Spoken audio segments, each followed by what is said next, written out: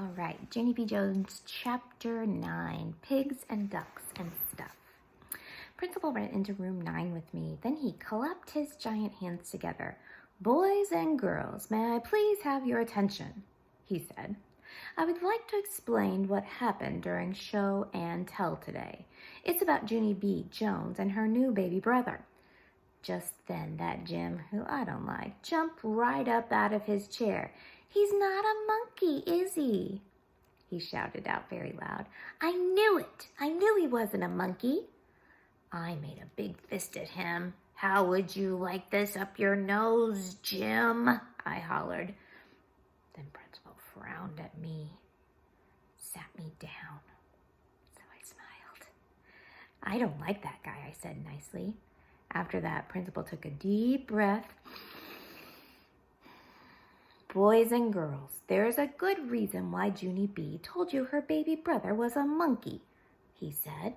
"Yeah, it's all my Grandma Miller's fault," I interrupted, "because she told me that my brother was a little monkey.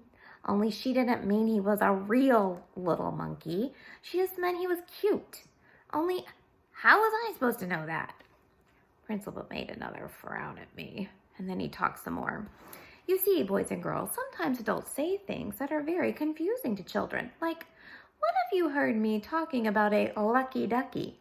You might think I was talking about a real live duck, but lucky ducky just means a lucky person." "Right," said Mrs. "And when we call someone a busy bee, we don't mean he's a real bee. We just mean he's a hard worker." "Hey, I just thought of another one," I said, very excited. "A dumb bunny isn't a real live bunny either. It's just a plain old dumb guy." Then my friend Lucille raised her hand. "I've got one too," she said. "Sometimes my Nana tells my daddy he's a couch potato. Only he's not a couch potato. He's just a little bit lazy." "Yeah, and I'm not a big pig," said my new boyfriend Ricardo, "but my mom says I eat like one." After that, a whole bunch of other kids said that they eat like big pigs too. Only a boy named Donald said he eats like a horse. And Crybaby William eats like a bird.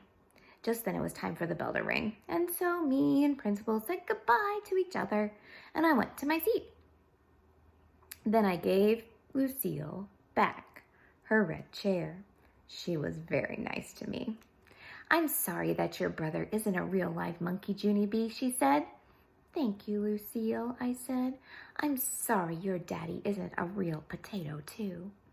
After that, the bell rang for us to go home, and so me and Lucille and that Grace held hands, and we walked outside together.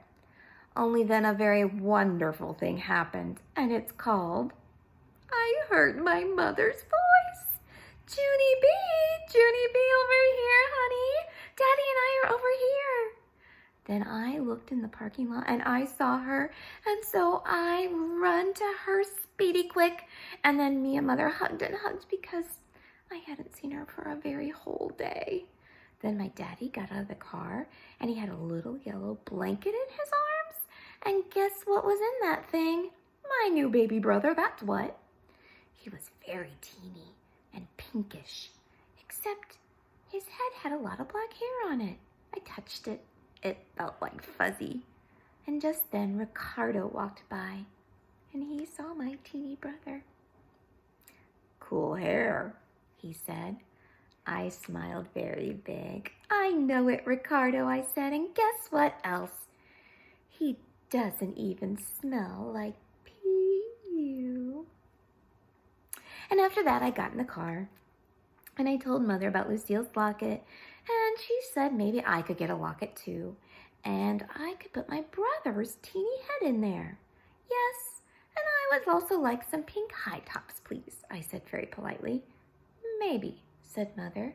"Oh boy," I said, "'cause maybe doesn't mean no, that's why."